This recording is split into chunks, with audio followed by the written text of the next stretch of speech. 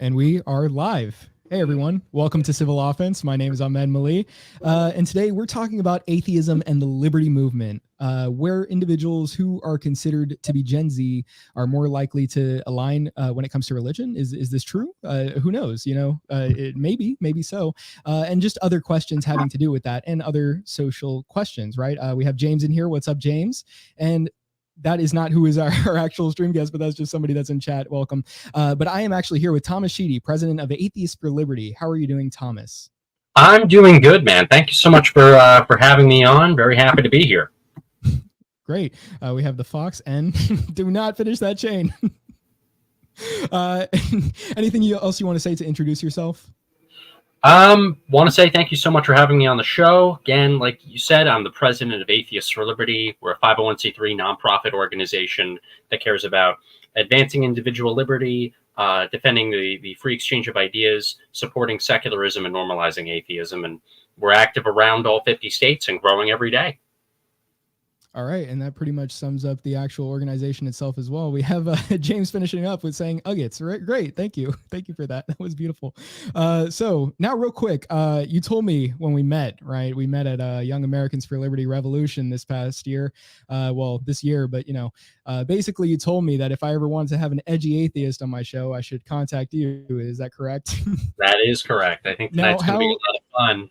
Yeah, and I negatively attack myself by saying edgy atheist, but that's because I think it's important that we kind of make fun of ourselves, but to also show that the claim's also kind of false. I don't consider myself to be really too edgy. I think I speak facts and truths pretty well, and I think that's how tonight's going to be. Now, how edgy are you, really, though? On a scale from 1 to 10, I would say on a lot of these topics, I would say I'm an 8, 9, 10. Well, but I think it's also because of just some bad stereotypes that are made about us that just aren't true on the most part, and hopefully we can debunk some of that tonight too. Well, the real question is, am I going to get in trouble or get you in trouble, I should say, if I go unfettered here? I don't think so. It's your channel. Okay, well, that's fair. I am representing myself. But we will see the chat right now, see what they're saying. Ahmed, get the rocks. You have committed sin here today, Mr. Sheedy. Well, I definitely would have if I believed in it. He's saying, James is saying, I wonder if this guy's an objectivist. We will. If we're going already straight to Q&A, I actually don't know. I need to take more crash courses on everything relating to objectivism. We have a lot of objectivists in Atheists for Liberty. So if any one of you join the organization, you will be in great company. But no, I wouldn't call myself or identify as an objectivist, even if I might subscribe to a lot of objectivist thought. Yeah, I like to do some of the Q&A from chat in between actual questions, and just during the introduction is pretty fun to do as well. Just get it out of the way there. But okay, so if I can just go with it, I'd like to give you some of my material today. So let me ask you this, Thomas Sheedy. If you were an African American gentleman, would your name be Thomas Sheedy? I think just the name Thomas wouldn't be a thing. Well, actually, that's not true. We're talking about African American. That is true. There's Clarence Thomas. That is true. Thing. I have a friend. I've got a friend over here, Christian. It's funny that I have him on the atheist stream, but he's dying over there after I said that. He was not expecting that. Is he African American? No, he's well, I don't know. He's brown, so I don't know. Gotcha. He's Hispanic. Ahmed Unfettered. Yeah, that's this show, honestly. Okay. Now that we have that out of the way, what a beautiful introduction. So since you do attend student organization events, though, you did tell me prior to the stream that this is not actually like just geared towards students, Atheists for Liberty. But I did want to just ask specifically more so about this side of it, just to begin with, because of the age of my audience. So I actually ended up, like I said, meeting you at Revolution this year. And that's kind of why I also just had this at the forefront of my mind. I just kind of wanted to know how prevalent you would say atheism even is in the younger generation that attends these sorts of events. I would say it's extremely relevant. That's the only reason why I was at Revolution, it was to market Atheists for Liberty. In fact, a college tour that we got going on in the fall 2023 semester, going into the spring 2024 semester, we're going to be bringing reason to 24 different campuses across the United States. So if you just look at simple Pew Research data, stuff that's been going on and being measured for the past decade or so, younger millennials and then going into Gen Z, it's becoming more and more secular. So you'll have studies that show that a third of millennials and Gen Z identify as non-religious. We all know. Oh, I don't know if he disconnected there. Oh no, I was just putting you on stream for emphasis. So yeah, a third of millennials and Gen Z identify as non-religious. You have a gigantic portion of this country and this country's young people identifying as either atheists, agnostics, kind of non-religious. You ask them if they believe in God or not, or if they have any particular religion, they'll hit the none box. So there's so many different stats that show this thing called the growth of the nuns, N-O-N-E-S. That just shows that, not N-U-N, N-O-N-E. That just shows that that more and more young people are just turning away from religion. It doesn't matter what edgy counterculture kind of movement's going on. The facts don't lie, the stats don't lie. And it's why we all know of a friend or a colleague that calls himself an atheist, calls himself agnostic, or just says they're questioning things, because we're entering an age where religion is becoming less relevant, especially in the West. Yeah, and it's interesting that you went to Young Americans for Liberty, like not necessarily to me, but I would think that, you know, with a more conservative leaning as far as the ideology of the group that states it goes, that you necessarily wouldn't find as many people that would align with you. But it seems like, if anything, you found it worth your time to go. Yeah, it's totally opposite than the stereotype of how it was 20 years ago. In fact, that's the only reason, again, why it would be there. There was no market and no atheists there, no agnostics there, no non-religious libertarians or conservatives there.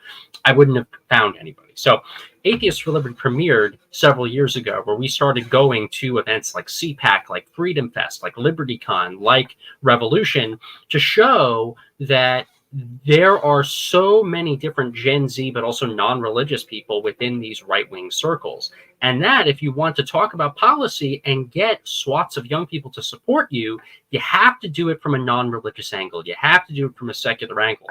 Because if religion is becoming less relevant in those circles, then how the heck can you use religion to justify your policy positions? I could say that this pen is magical, and this pen's going to solve every crisis on earth as long as I pray to it. It'll fly up in the air and end all corruption once and for all, but I hold faith. Well, if you don't believe in the nonsense that I just said, how does that justify me then making policy off of that pen claim? You can't do that. You might have been able to do that in the 90s. You might have been able to do that in the 80s and 2000s. It's just not becoming a thing today.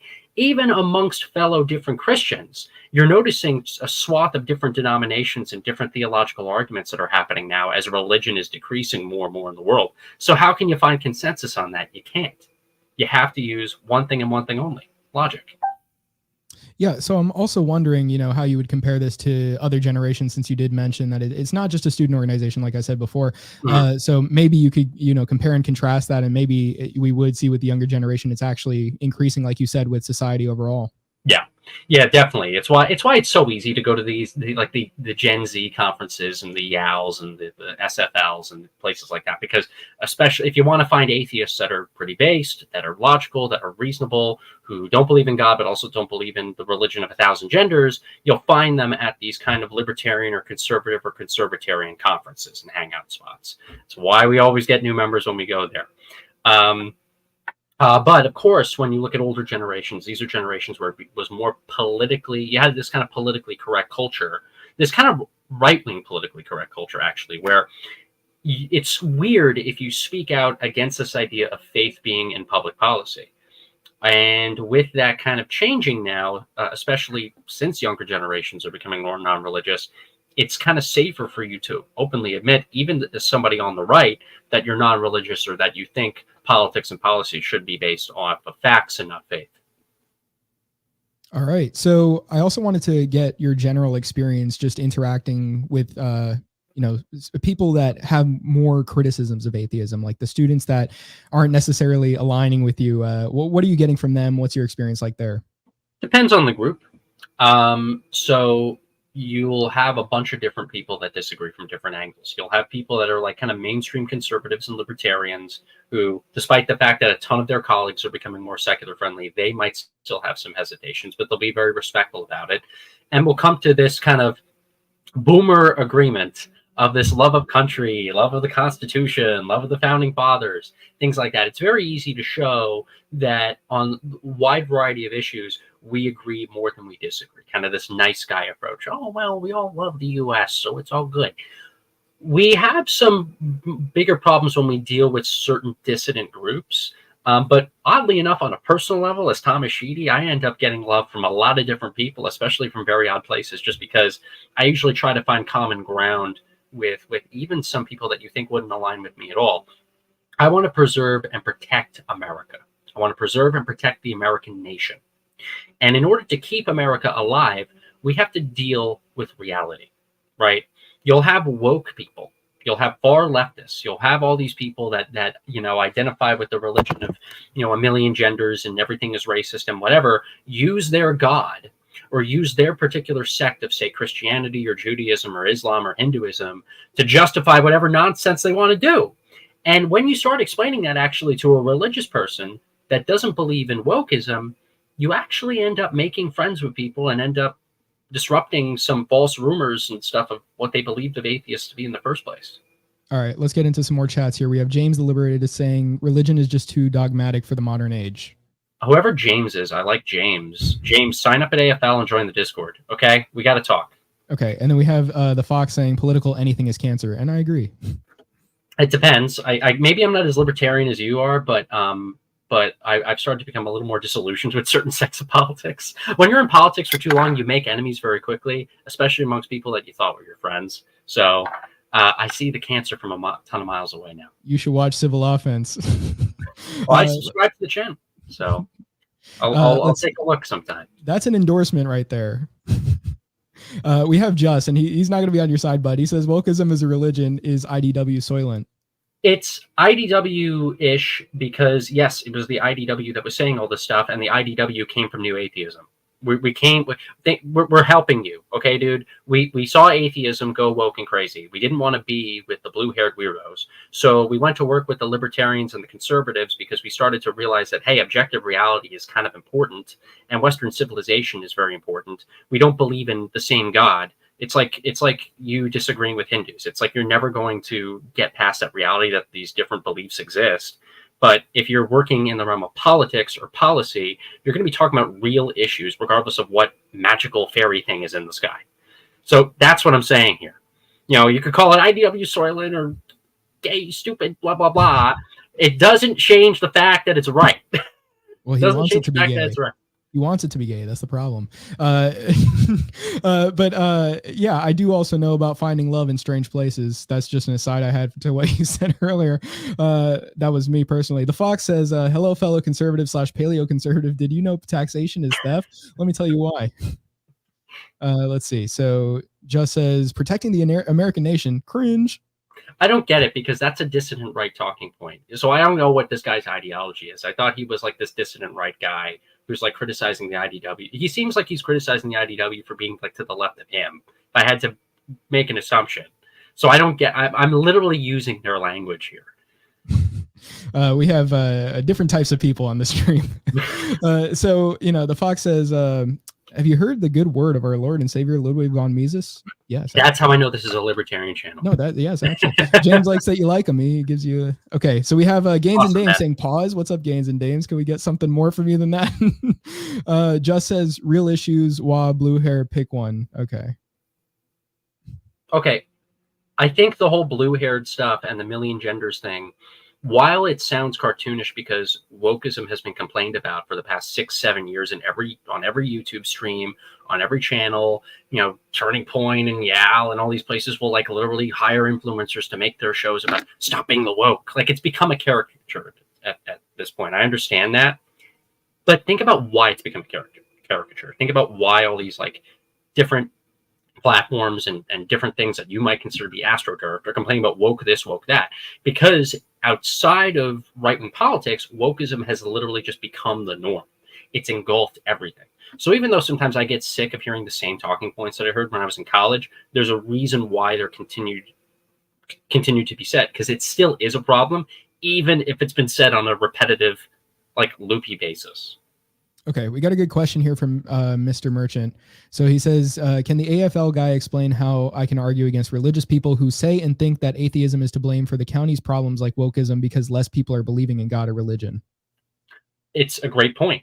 it's a fantastic point. I see wokeism as a religion. I think it is very logical to kind of show that there is an exact pattern there. It's the reason why I've become more politically incorrect against wokeness over the last 7, 8, 9 years, because I see wokeness as the same kind of dogma as I see like Christian theocracy or Islamism or any kind of chaos there. You know, these are things that want to undermine secular Enlightenment democratic societies. And they'll do it by any means necessary, and they'll bring us back to a time when we didn't care about freedoms of speech. We didn't care about the freedom of religion. We didn't care about any of these things because we saw them as, you know, getting in the way of total domination over everybody.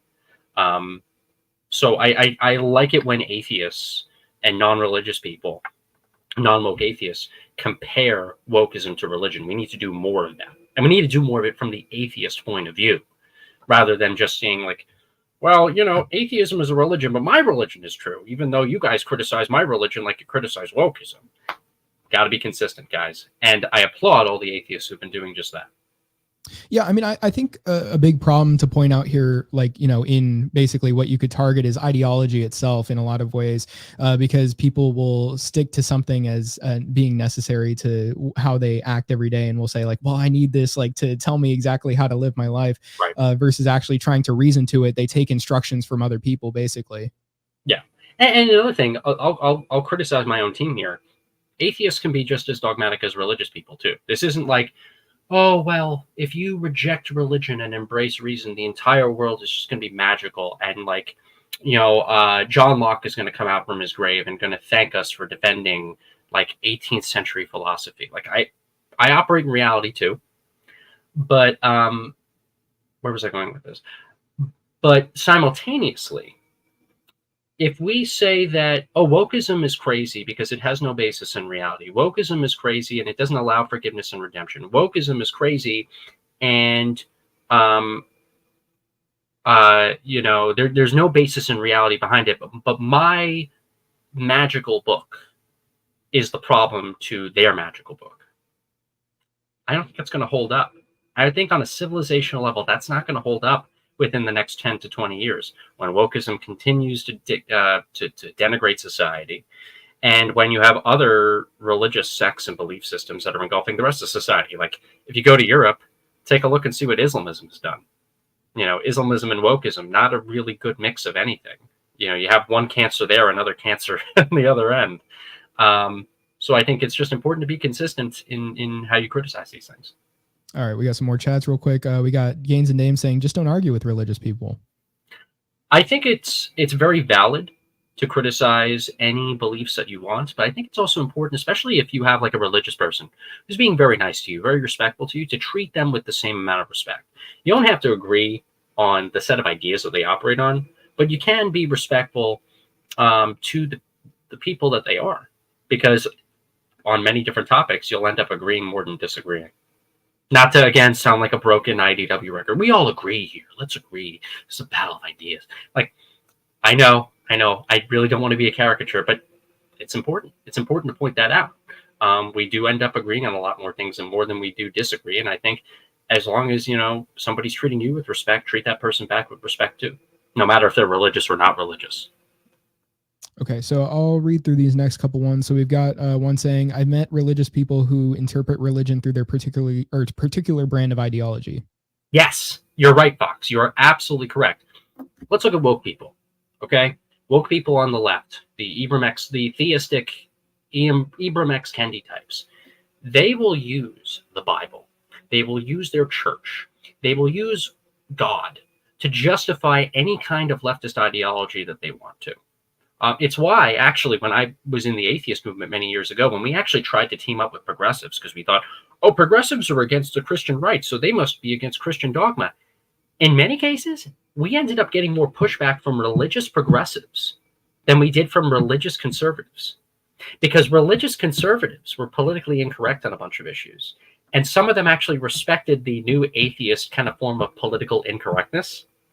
And what's odd is that on a multitude of issues, new atheism comes off as more conservative or libertarian, in my opinion, than sometimes it comes off as progressive. And you'll, of course, find the same thing with conservatives. my God agrees with me on abortion. My God is pro-life. Oh, well, my God is pro-choice. You can use religion and a holy book to justify any kind of ideological goal that you want. That's why religion should not be in public policy. You could be an atheist and say that, by the way. You could be a Christian and say that, by the way. You don't want a tyranny of the majority or minority using any kind of dogma that's in their heads to try to control your life. And if we're all libertarians here, this is something that really, really, really should be pushed. Yeah, I want to ask you the next question just before we get to the other chats, which I think most of them are relevant to what we're about to talk about. But like I said, I met you at Rev this year, and we were with Ashton, aka Ignis, for those that watch the stream, and that's what he goes by.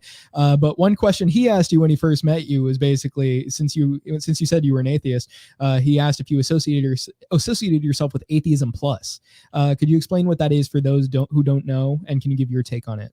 What a great question. I answer this question on nearly every podcast I go on because I just love talking about it so much. So the short answer is no. I don't associate with Atheism Plus. Basically, what Atheism Plus was, atheism plus social justice. So back in 2013, there was a guy by the name of Richard Carrier. He got on the stage of the American Atheist National Convention. This was their 50-year anniversary convention in Texas. And he promoted this thing called Atheism Plus social justice. It was him, this woman named Jen McCright, and a bunch of these social justice-y kind of bloggers who complained about sexism and systemic racism within the atheist movement, that all these different atheist NGOs, nonprofits, organizations with million-dollar budgets at the time, because they didn't prioritize leftist dogma and religious thinking about some of these issues, that they all of a sudden were filled with bigotry and hate. That Richard Dawkins, the late Christopher Hitchens, Sam Harrison, Daniel Dennett, these white men are all of a sudden promoting bigotry because they are not inclusive of every blue-haired ideological agenda in atheist communities around the country and around the world. And because of this, what these Atheism Plus social justice activists tried to do is, through around a 3 to 5 year process, these people got on the boards of national organizations. They got involved with atheist YouTube content. And within the span of several years, by the time 2016, 2017 came around, the mainstream atheist community on the national level was controlled by woke people. Atheism was one of the first communities to be engulfed by social justice. And it is why Atheists for Liberty was actually created. Because atheism, or the atheist orgs like American Atheists, the American Humanist Association, for any Gen Z people, the Secular Student Alliance, because they were engulfed by the woke religion, a new atheist organization had to be created for all the normal atheists out there, liberal, conservative, libertarian, people who just don't believe in the woke nonsense. And that's why Atheists for Liberty exists, guys. So I was in the trenches when Atheism Plus was a thing. I was a high school and then college student activist. I was in these atheist circles when Atheism Plus became a thing. I was an assistant state director for American Atheists. So I was a very young, early Gen Z guy in that fight. And I saw that what became of organized atheism became such a cancer that the already existing institutions could not be saved at all. And I hate having to do new things. I'd rather recycle old things, but that's how bad it got. And so, no, I'm not part of Atheism Plus. If anything, what we're doing is like atheism minus the social justice stuff. We see social justice as religion 2.0. And if you're an atheist and you reject theocracy, but you also reject wokeism, Atheists for Liberty is the place for you. We do Gen Z game nights on Discord. We do watch parties. We do hangouts. We do political analysis of presidential debates. We have meetups around the country. You like to drink or something? We do pub meetups. We table at national conventions like CPAC, and you saw me at YAL. We are the complete opposite of Atheism Plus, and we're the home of basically any atheist who's normal in any capacity. All right. We've got some more. That's my tip, everybody. Yeah. Honestly, I need to clip out that first part where I was asking you about Atheism Plus. Sorry. And you were like, short answer, no. Just clip it there and end it as a clip. Yeah. Let's see. So we got James saying that the law of non-contradiction sort of debunks theism altogether. Then we have the Fox saying, I criticize unjustifiable uses of force. There is no ethically justifiable use of force except in self-defense. Foundational reasoning. I can contextualize it to appeal to any ideology. Fair enough. Exactly. And I want to agree with Fox again, because Atheists for Liberty, there are a lot of people that are on different ideological planes that agree with that. So we have like Bill Maher, liberal Dems, who are like not woke, but like they still are like on the left, that are members. We have people that are strictly like LP people. They wouldn't be associated with like republicanism or conservatism by any stretch of the imagination. We have like libertarian Republicans, and we have conservatives, and we even have we have populists too, that are all a part of AFL, that agree with our values, where those values can be stretched to apply to any one of these people's outside ideologies. As long as you agree with the main mission and values of AFL, you can be a part of the movement. All right, we have Just again. He's back. He's saying wokeism not only isn't a religion, it isn't even a real ideology. Well, that's I don't know about that one. Just a Manhattan Institute PSYOP term to put everything reactionaries get triggered by under the same umbrella. I'll play devil's advocate. For him. So this is where we need to criticize. I'll criticize the right. I'll criticize the conservative movement and the liberty movement. Because, yes, wokeism has engulfed society so much, it is just a right-wing term at this point in many cases for actual woke stuff. That is a thing. But you have like boomery right-wing people that will call something that's like slightly liberal woke, which is just like ridiculous. And the problem with that is that it's like when the left cries racist so much, when the right cries woke so much, the term ends up becoming meaningless. And it sounds astroturf, right? I noticed you Just you used a Manhattan Institute. I love the Manhattan Institute, but I get why you used them as an example there. The only reason woke became a thing is because it was kind of the new term for social justice warrior. And then before that, it was like extreme feminist. I'm fine with a new term. In fact, I would love if we had a new term now, because woke has kind of been overused. But I kind of get where you're coming from. But I also will say wokeism most definitely exists. It most definitely exists. There is an extreme kind of social justice, blue-haired component that has engulfed all of mainstream Western society. Most corporations, all universities, most businesses, they operate off of this social justice hierarchy model, where even 4 or 5 years ago, nobody was like really there yet. It was always liberal, but it was like liberal in the sense of like liberals from 10 years ago believed. Now it's just gotten so extreme, though, that, you know, conservatives and right-wing people are rightly upset about it. But because it's the right wing that is seen as the main opponent of it, a lot of people that are kind of in the middle, who don't want to identify with the right, are like, all right, maybe these conservatives are a little too much with saying woke this, woke that. And the problem is, that's a golden ticket for wokeism. Yeah, so I was going to respond to that because I actually had the same example in mind of racism. Like, there is a such thing as racism, and there are racist people. But then if you just point to some random guy saying like a joke about, I don't know, any race, given race, we don't have to say it specifically, but like you'll say like, that guy's racist. Like, how dare you? Like me at the beginning of the stream when I said Thomas Sheedy, you know, it's like somebody's going to say like, what is this guy? Like, you know, is he a racist or something? And then, you know, whatever it is. But what we're saying here is that wokeism itself, like, is an ideology. Like, there is such a thing as wokeism. There are people that would fall under what that is, because what are you telling me, that these are hyper individuals with all the exact same mindset on the exact same topic, saying the exact same rhetoric and look the exact same? I saw the literal patient zeros of it like 10 years ago. It's definitely a thing.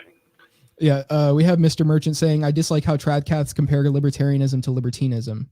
Yes, that's my problem with this whole tradcath movement. It is definitely a problem. It makes anti-woke stuff look bad. I'm not talking about like Catholics who are not woke. I'm not talking about like conservatives who are Roman Catholics or whatever. Like, that's not. I'm talking about this like kind of specific like reactionary Catholic movement that's happening now. I think it only gives conservatism and libertarianism and kind of the moves to stand up against political correctness a bad name. Yeah. We have a chat from Sophia. What the fuck are you doing in my stream? Let's see. So you literally are like, I don't know how many people you networked with at the conference, but you like, I see a bunch of people in the chat. I'm like, okay, I saw him, I saw her, I saw them. She says, to be fair, a lot of secular libertarians in particular are indeed libertines. All right. We got James saying libertarianism is the ideology of reason and logic. So it makes sense that atheism would become associated with it. when I go to Freedom Fest every year, when I go to the objectivist events, when I was just at, Revolution, I was at LibertyCon a year ago. I, in a weird way, compared to CPAC, I find more atheists than I find theists. And I like it. It's great. It's great marketing. But then I have to make even more of a case why Atheists for Liberty is a great organization that you should be a part of when you're already amongst a ton of atheists at a Liberty event. Okay, so we got Mr. Merchant saying the people for Atheism Plus should have been hit with tomatoes and laughed out of the room. The boomers didn't know back then. That's a problem. They didn't know. They only knew of liberalism versus conservatism. So if you're a 50 or 60-year-old in the year 2012, and you saw a bunch of weird bloggers hanging out in the corner of your conference or event, you would have just let them do their thing. The problem is we let them do their thing too much, and they become the thing. We have a good one for Fox here. I blame Scott Pilgrim Saves the World for all the retarded nose rings. Absolutely. You I can't get too politically incorrect on the show, but if I were to talk to you off camera, I would have a million stories to tell you. What, Christian, what do you think about girls with nose rings? Fucking hate them. Well, hey, no. We don't hate. I don't mind it as a fashion. Okay. I don't mind it as if there's a girl who's wearing a nose ring, I actually don't care about that. It's just, I stereotype the politics of that person very quickly. No, it's specifically the septum piercing. That's the problem. Yeah. It's you can tell. Let's see. So Roland K says Atheists for Liberty wouldn't be doing so well if atheism leads to wokeness. I love Rolling. See, we got some AFL people now seeping into the live chat. Rolling's one of our writers at the editorial board, and he has been vigilant on Twitter at combating this IDW Christianity light nonsense that he's been seeing on there. So he almost keeps me vigilant, which I like, So and everybody go on atheistliberty.org, check out Rolling's content.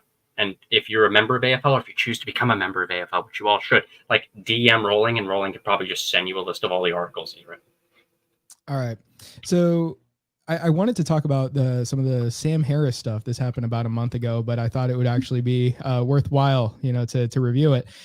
Because he did talk about, well, first of all, initially, I think this was last year or something, he was talking about the vaccines, the mandates with it.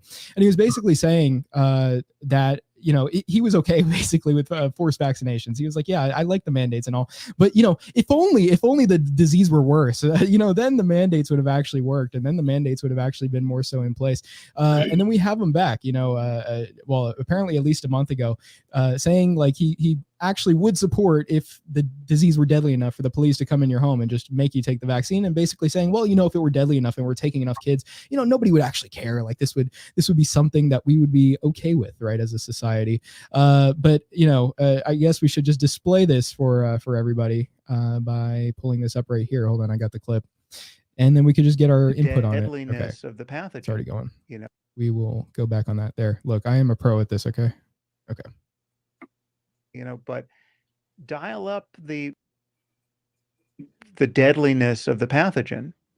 Give us something like, airborne Ebola that incubates for a month. You don't know you have it, and you walk around spreading it, and it's got, a 75% fatality rate, and it's mostly killing kids. No. Now, first of all, that just sounds like an advocacy to bring about such a thing, but I'll let the rest of the clip play. No one gets to make that choice anymore. I mean, then literally the cops come in and vaccinate you. And I would say that all of us would agree to that.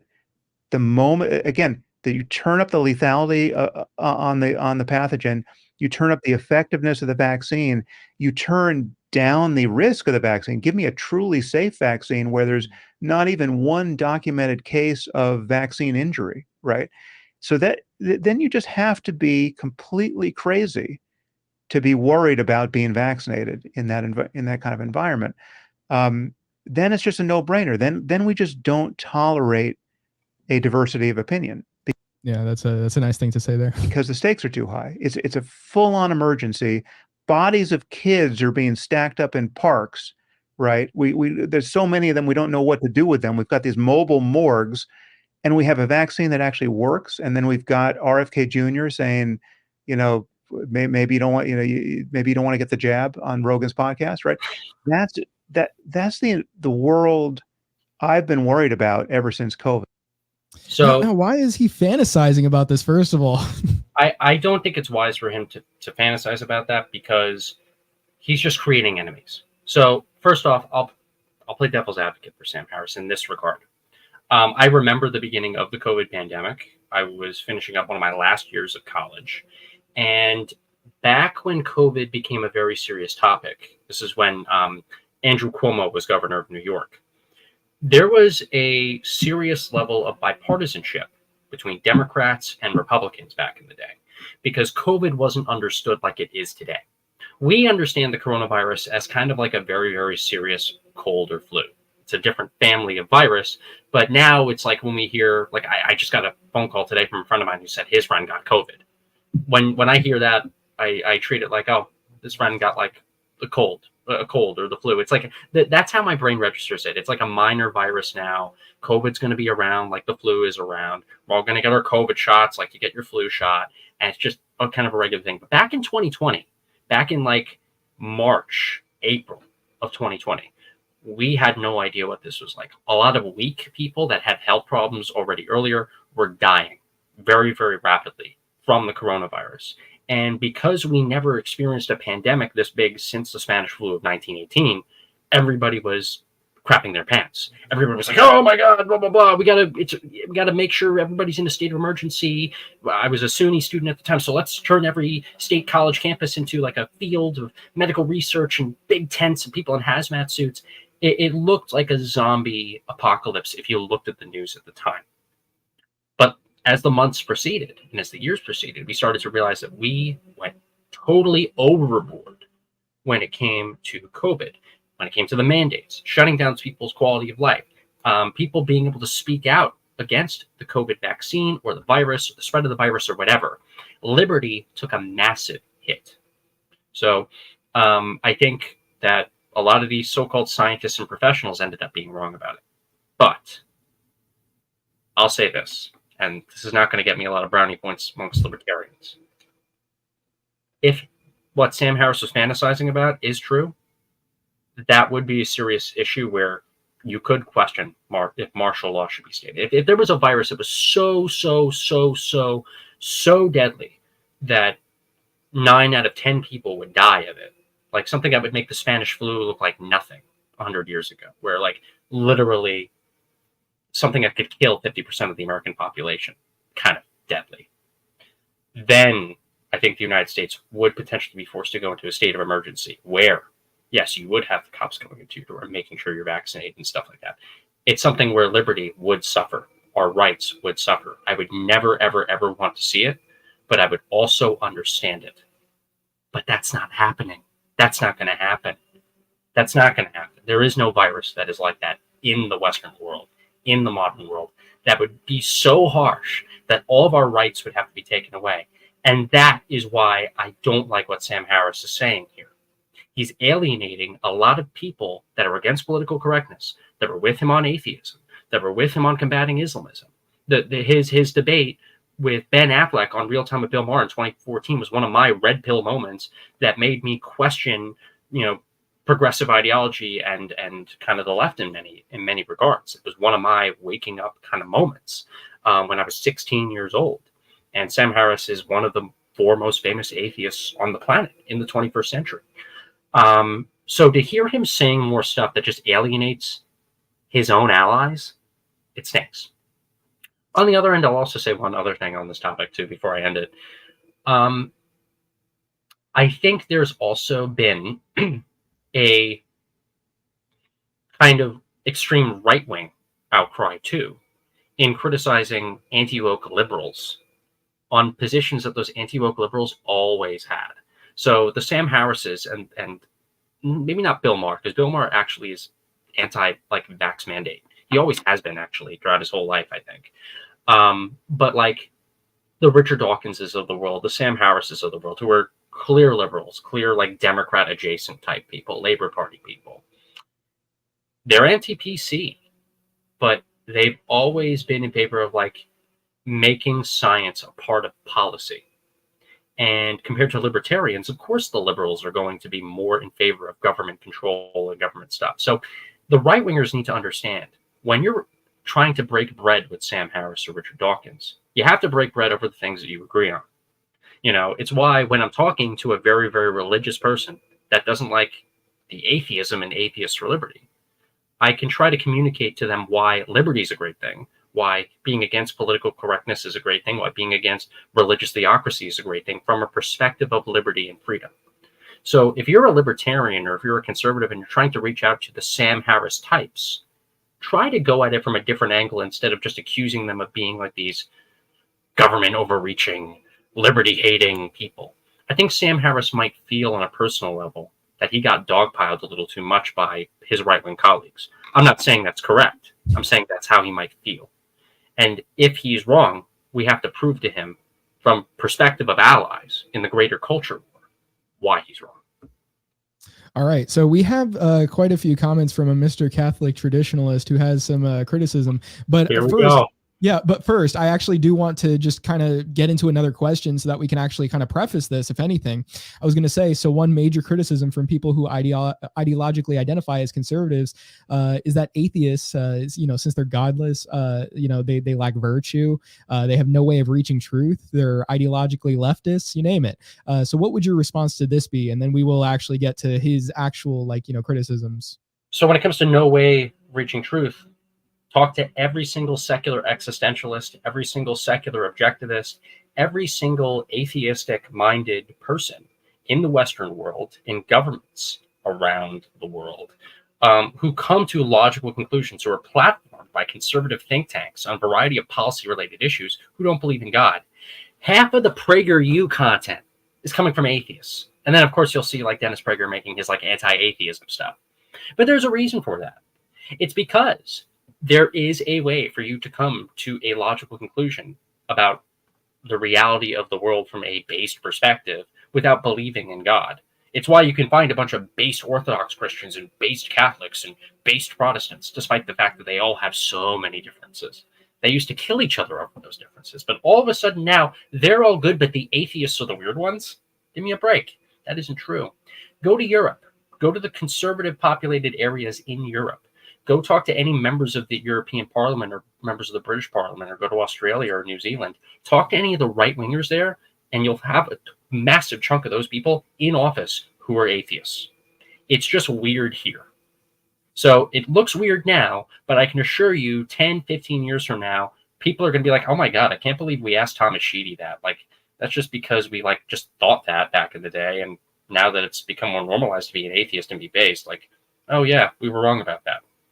All right, so we're going to be like the UK and Germany and France in 10 to 15 years. I just have to take the beating for it on streams until then. All right, so we got Rolling K saying, love you too, Thomas. Let's see. We got Catholic traditionalists. Let's get into it. There's nothing actually wrong with extreme leftism in an atheistic worldview. Let's flip it. There's nothing wrong with atheism in a leftist worldview. So if you read Marx, for instance, you read any of the leftist teachings, you'll find plenty, of course, of Marxists and people like them that are atheists. But then if you go to plenty of other areas around the world, you go to certain areas of the United States, that's not exactly the same for the atheist populations in other places. And for instance, look at me. I'm not saying that I as an individual in the exception. Oh, Thomas Sheedy is just one guy who's based and is an atheist. Cool. Thanks, bro. What about so many others? I'm speaking on behalf of so many others. Otherwise we wouldn't have a growing national org. I support this flag that allows the freedom of religion, freedom of speech, freedoms for us to have a difference of opinion. I abhor communist state atheist China. I would abhor the state atheist Soviet Union if it existed today.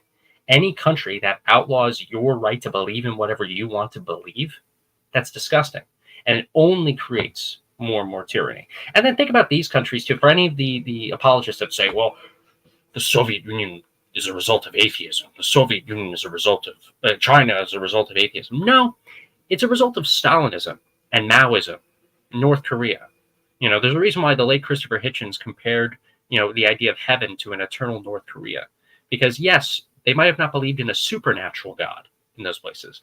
But they believe in the God of the eternal leader, where if you don't repent for your sins, for the eternal leader all the time, you and your family are going to be sent to a gulag. You and your family are going to be sent to a camp. The neighbors are going to take your bread. Okay? It's just a different form of religion, a different form of dogma. We, as the non-woke atheists, see religious theocracy as you guys see Stalinism and Maoism. Same thing, different brand. All right, so I missed one from the Fox. He said, "If I see a nose piercing, it's a red flag for women." Yep, that's true. Okay, so let's see. Also, a man dressed like Mrs. Clean or lumberjack on paper towel is also a red flag. Okay. Let's see. So we got at Civil Offense as an example. There's nothing actually wrong with abortion in an atheistic worldview. So I'm going to do a cop-out, a political cop-out, Okay. and say that I'm not going to discuss my personal views on abortion, but we have a ton of members of AFL who are pro-life. They're against murder. They're against, from the biological kind of science Darwinistic worldview, the destruction of other organisms. And so from their own heads, they believe that you are basically killing a child or a baby because it's got a heartbeat or it's got blood flowing in its veins or something of that nature. Different pro-life people obviously have their different views on the matter. But if you go into the AFL Discord server, if you go into our Facebook group, you'll find that there is no consensus or agreement on the topic of abortion. Actually, we have pro-life atheists, we have pro-choice atheists, but we do have a ton of pro-life atheists who come to the conclusion that they are pro-life and that life is sacred or worthy of protecting from a scientific biological point of view. All right, so we have Roland K again, and he mentioned the Sam Harris thing. I thought we'd get to this first. He said, after everything, I honestly still don't hate Sam. I'm critical of some of his comments, but I'm actually glad some other AFL guys like Devon Tracy and Alf Benny still defend him. Yeah. I think it's important because we get to maintain ideological diversity within AFL.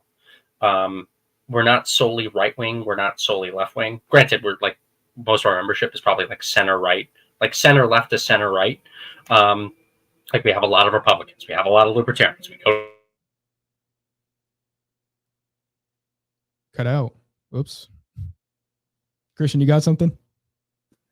Okay, wait. Okay. You cut out. I was seeing if Christian had anything. He didn't get me. I don't know what that was, but we're an atheist organization. We're an atheist organization with values and principles that we live to stand by on a daily basis. We have liberals that agree with it, sure. We have conservatives and libertarians that agree with it, sure. We're reaching out to the right-wingers because, well, the left's already been secularized, so I think it's time for the right to do that, especially if the right wants to start winning from a personal point of view. But yeah. Let's see. Catholic traditionalist says at Civil Offense, there's also nothing actually wrong with the leftist cancel culture and doxing conservatives in an atheistic worldview. You'll find plenty of Catholic traditionalists who also love and every tactic the left engages in and says that we need to do everything that the left does. I don't know where he gets the idea that doxing is okay. Like, yeah, he just kind of pulls that out as like the sort of like, okay, well, you don't have morals. Doxing is not a result of atheism. I haven't seen like a Dennis Prager or like a I don't know who, a Frank Turek, like make a claim. Yeah, or even like a Groyper. I haven't even seen like Groyper's. We're having some arguments about abortion in the actual live chat. This is why we don't talk about abortion in the AFL servers. We saw that problem in 2022 and we nipped it. We nipped it. So I got to kind of scroll through this just to see where we're at here. Let's see. So we got James saying evictionism is the libertarian proposal. So they're actually talking about libertarian arguments against abortion. Let's see. Okay. Maybe we should get past this because you already pretty much addressed that. Exactly. Let's see. Yeah, I know. I'm just trying to get through this because they're having like a literal debate in here. Like, do you know the foundation of libertarian ethics? No, this guy's asking James, what's the ultimate foundation for all facts? I mean, maybe if you just want to answer this yourself, I know it was for James, but if you want to answer what the ultimate foundation for all facts is. What a big question. Would argue that the principles of objectivism would have an easy solution to that. Some people would say that everything is subjective and it's based on the culture and family that you grew up in. Some people say that it's due to biology. So if you watch the Richard Dawkins Channel 4 documentary that came out, I believe it's free on YouTube, he goes through a whole series about how chimps and other similar ancestors of ours have come to certain conclusions based on just their biological instincts. Not going to fully get into it, but search up the atheistic values when it comes to that, and look at that Dawkins documentary, and hopefully that'll help answer. Plus, it's quite funny. Even if you're a religious person, you'll enjoy it.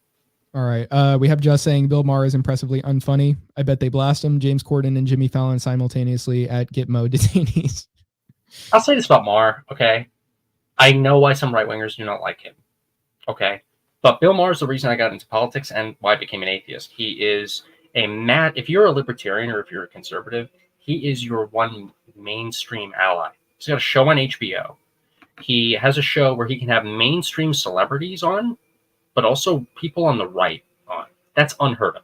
You won't have a single right-wing, mainstream celebrity go on like Greg Gutfeld's show on Fox News. It's not a thing. But you can have a libertarian or a conservative be seated next to a mainstream celebrity on Real Time with Bill Maher. Criticize some of Bill Maher's policies all that you want. He's not somebody who's explicitly on the right. I get it. He's not even full libertarian, even though he used to identify as a libertarian like 15 years ago. But take what you have. Take what you got. Bill Maher is an asset. Use him. Yeah, I mean, the whole mainstream allies thing is a bit controversial in this side because. And here's the other thing: he'll call out Islamism, he'll call out wokeness, he'll say things that if he didn't have a really good contract and probably a good set of lawyers, in my opinion, he'd get fired. He says things that Jimmy Fallon, Jimmy Kimmel, Stephen Colbert, and all these other people, all these other talk show hosts will not talk about because they're too politically incorrect. Bill Maher isn't. He had a show literally for many years when we were all either non-existent or like 2 years old called Politically Incorrect. All your parents used to watch that show. So he's been on the forefront of opposing this kind of stuff since day one. He might have gotten a few things wrong, but we're all human. All right, we'll continue here. Let's see. So the Fox says, instead of seeing what Sam Harris has to say, how about what Sam Hyde has to say? He is much more interesting. That is completely true. Let's see. So, okay. Any other law? Let's see. Law of non-contradiction. Okay, so James says the law of non-contradiction is the foundation for all truth, since contradictions cannot exist. James, if you ever want to come in and give me a philosophy lesson, I will learn. I'll have a snack. I'll have some kettle corn next to me. Maybe I'll be binging Suits in the corner of my room. But I will definitely listen. This is why you got to go to atheistsforliberty.org, and there's a button right on the homepage. You just click it, and you join, and it's $12 a year. You should just do it, okay?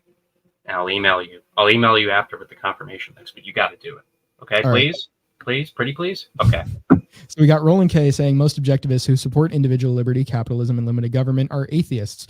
Same logic they use with Marxists apply to them, who lots of conservatives ironically admire. Yeah. Let's see. Roland knows his stuff too. Like there are some people in AFL that are so detailed in how they explain things that like they can do all the work for me.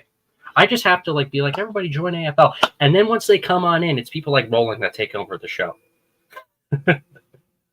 Okay, so yeah, we just have it's still Catholic traditionalist and these guys are traditionalists and these guys debating about like truth now.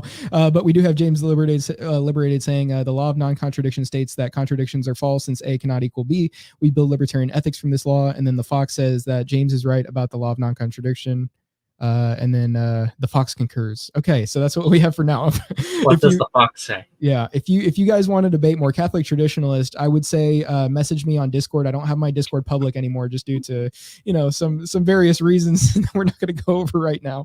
But I guess I'll just put it on the stream right now. My username is Anarcho Night Train, and that's like Night Train NIGHTRAIN, just one T. So it's anarcho, and then like as an anarchist, but like O at the end, and a night train. Like send me the link too. I'll join. Yeah, like the guns. I will get me your Discord, and I actually will just send you an invite. Awesome. Yeah, because that would be good to talk. James is in there. Let's see. Okay, so Catholic traditionalist is just. And you guys got to join the AFL Discord too. That's yeah, for sure. Yeah, you join AFL, and then you join the AFL Discord, and then we have awesome game nights on Wednesday nights. All right. Yeah. Okay. So we have Catholic traditionalists just still talking about this. Asked you to justify the definition. Okay. Yeah. So we're just gonna let that ensue there. But I suppose, yeah, we did mention Ayn Rand earlier, and basically my gist of what I was gonna say before is that, you know, even with her philosophy, I'm not saying I completely agree with it, but it essentially beats like the soy allegations of atheism from conservatives, like, you know, the idea that all these people that are atheists are like just people that are like skinny or whatever. Christian, can you levy some insults against atheists right now? Could you give me your best one? Right here, give me something. Y'all need to find Jesus. Okay, that's it. We got. Well, I guess so. But yeah, no, that was my point with her.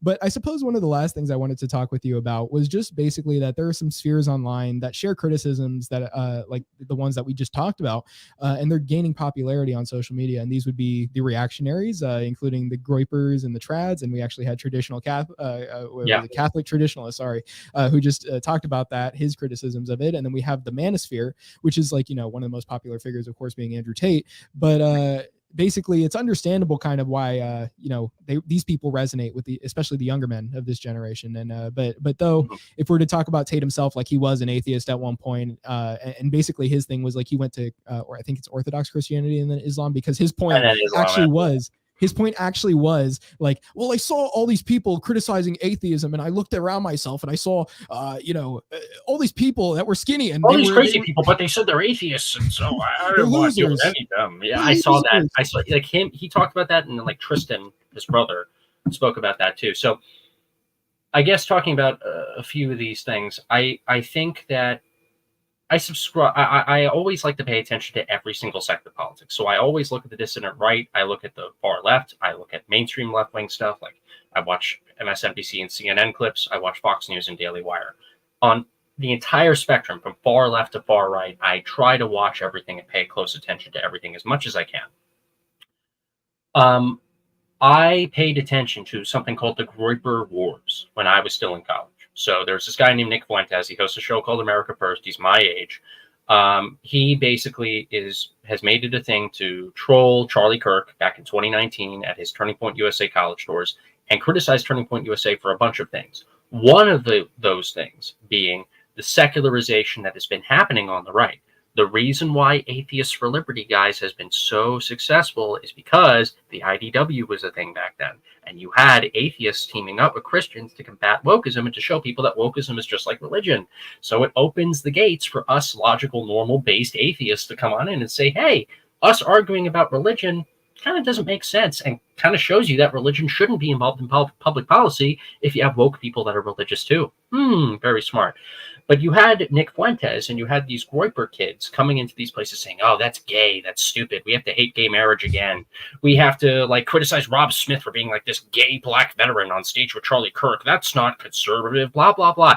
Stupid nonsense. Dumb nonsense. But the reason why people like Nick and kind of the based trad cats resonated with like some young Gen Z boys is because one thing I will criticize the mainstream right for is they did come off as astroturfed.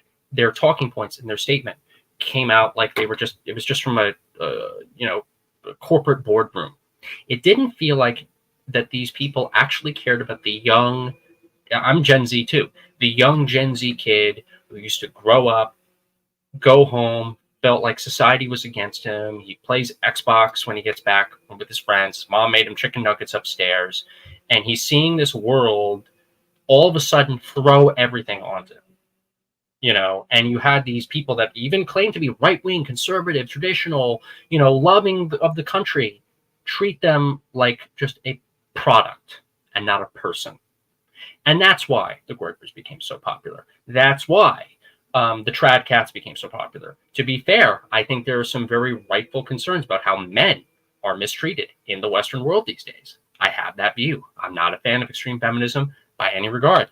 I have a TikTok account, guys. I've watched TikTok. I aggressively have watched it for like 3 years now. I'm in this world just as much as some of you are, at least in knowing what is being discussed.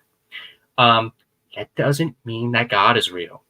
That and for the Christians, they'll just say, "Oh, Tom says that." Okay, fine. That doesn't mean that religion should be injected in public policy. Well, my God says this, so therefore that's a fact. That doesn't mean that we should have the conservative movement or the liberty movement all of a sudden become a movement where we have to have a theological litmus test on what makes you right-wing, not a love of country, not securing the border, not being in favor of the Second Amendment, not upholding freedom of speech and freedom of religion, and making sure we have objective standards that you can have if you believe in God or not believe in God, by the way. Kind of important stuff like that. And that is my main issue with these dissident movements. They're creating a very tyranny that's going to backfire on them in the future. And of course, we have to say, well, we can't really criticize the Groyper. This is the problem with the mainstream conservative movement. They didn't criticize the Groyper's religious perspective so much because they wanted to appease older baby boomers that were still religious and giving them money. And so that's why certain trad calf movements are so big now, because the mainstream religious people didn't want to look like they were too secular, humanisty, or non-religious. So right-wing political correctness actually paved the way for the Groypers to rise. Yeah, so I think... but of course, it's the atheists saying that, so, you know... I was going to say, I think that just pretty much settles it as far as what we were going to talk about specifically today, though. I think we could get to some chats maybe before we wrap it up and see if anything stems from that. Let's see. So let's kind of get into the end of their debate here to see what they're talking about. Let's see. So,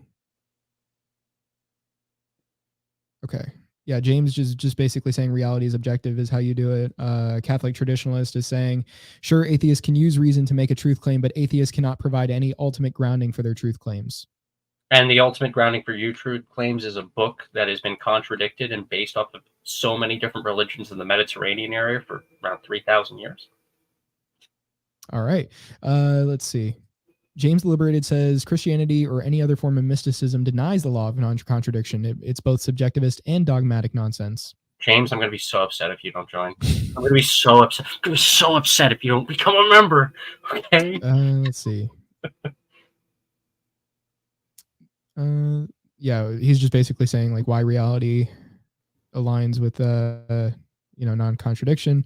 A equals A. So we have a Catholic traditionalist asking, so biological instincts, quote unquote, is the ultimate grounding for facts, including the law of physics, galaxies, etc. Are you kidding me? Well, I don't think that was a fair representation. Maybe biological is a bad term, but you understand what I'm saying. Natural laws and the state of the natural world and the cosmos. Whatever you want to call it. I don't want to use the woke term like what was that one woman who was getting asked to be on the Supreme Court. I forgot her name, but the whole like I'm not a scientist. I don't mean to actually like meme myself here, but I am not a scientist. I am not somebody who has the correct philosophical or scientific terminology. So if there's a better word to describe it, and you know what I'm talking about, man, you know what I'm really meaning with that. I'll use a different term then. Yeah, I think this was an unfair representation of what you were even saying, even though me, myself, like I would not agree that like in determinism or anything like that.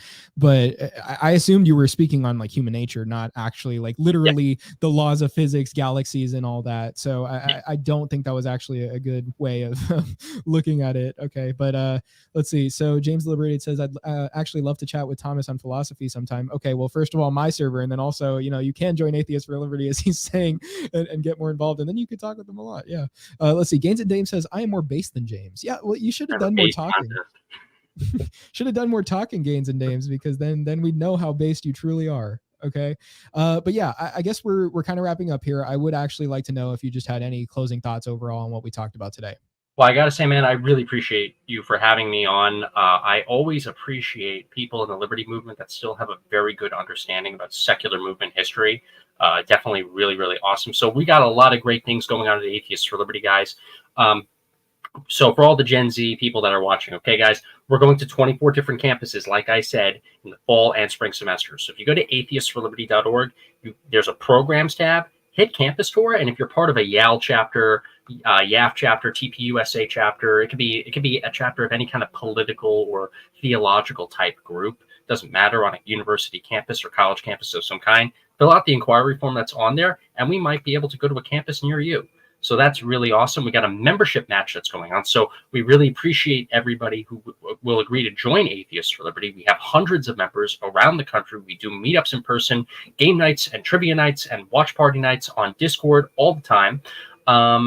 So if you join, we actually have a donor who's going to match your donation. So that's a big, big thing for us because we're a small nonprofit still. Okay. We don't have a Turning Point's budget, for instance. So we really have to be really careful with every dollar that we spend things on. So the $12 that you might give to join or more, and we have membership benefits on our website, every dollar counts.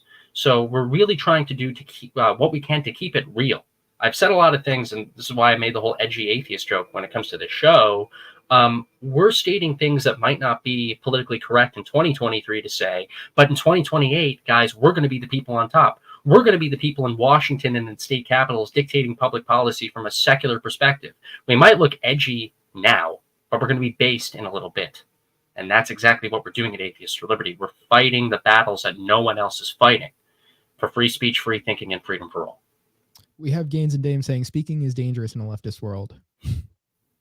Okay, so yeah, I think I forgot to do the announcements earlier just because and follow us on social media, by the way. Yeah. At Atheist Liberty. Yeah.